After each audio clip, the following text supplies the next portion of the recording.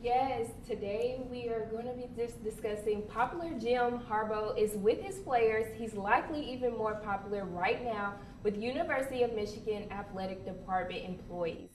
The Michigan Wolverines head football coach is donating his bonus money this season to department employees who were impacted by COVID-19 related pay cuts. He revealed his decision Monday. Harbaugh secured a $500,000 bonus Saturday when the Wolverines beat the Buckeyes to secure the Big Ten East Division crown. If Michigan is victorious in the Big Ten championship game this Saturday, Harbaugh would earn an additional $1 million bonus. And if he hits every goal laid out in his contract, his total bonus compensation could be as much as $3,475,000.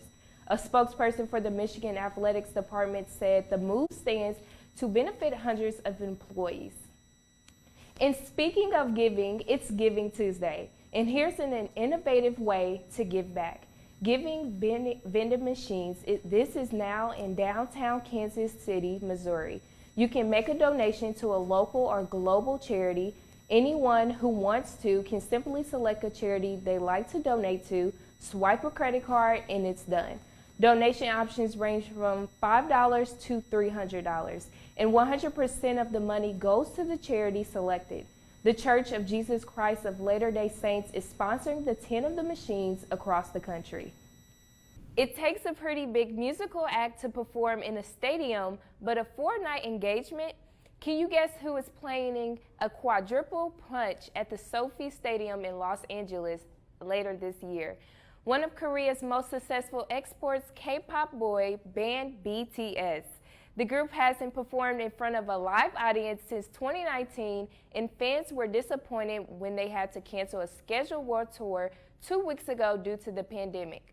But the pop stars decided to surprise everyone with 4 concerts at Sophie Stadium November 27th, 28th, and December 1st and 2nd. Fans have until Saturday to register to purchase pre-sale tickets. And speaking of surprises, 60-year-old Mason was told by his mom to only take his mask off to eat. He thought that meant while taking his yearbook photo too. The photographer told Mason he could take off his mask briefly for the picture, but he remained steadfast and declined.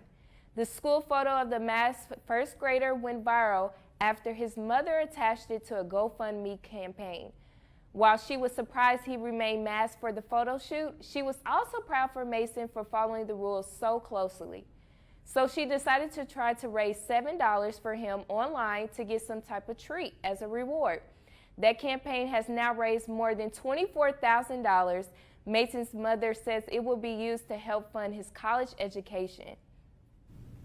Kudos to Mason for following the rules. So, swinging things over to the links, men's and women's golf finishing up their respective tournaments on Tuesday.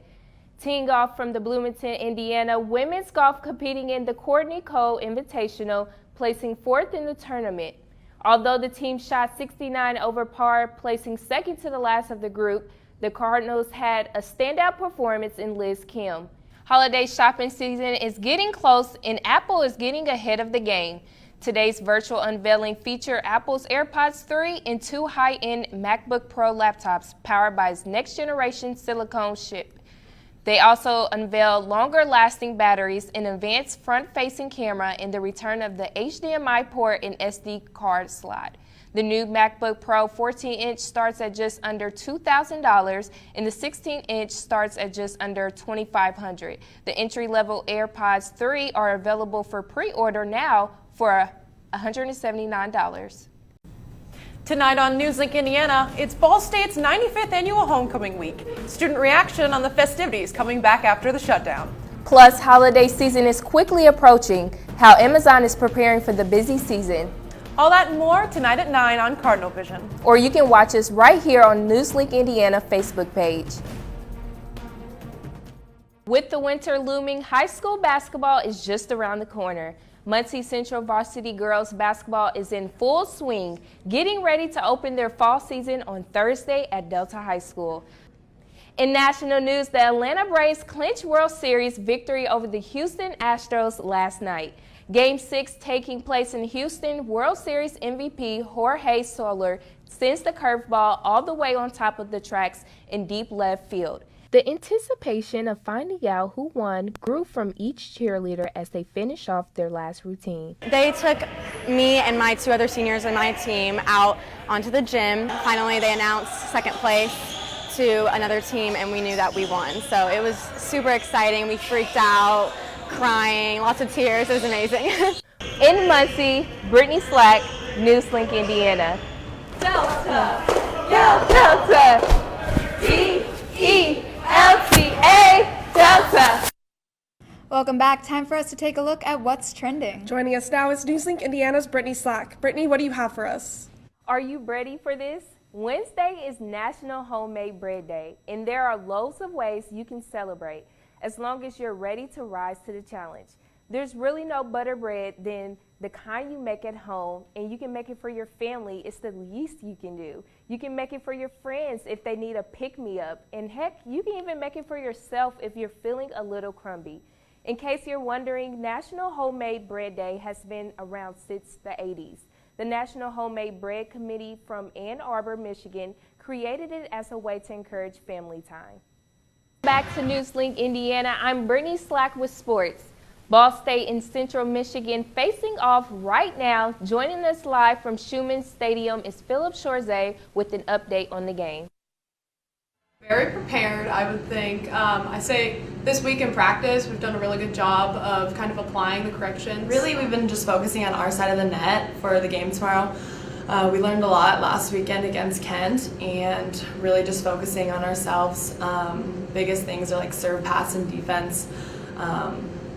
So those are like the three biggest keys to tomorrow's game.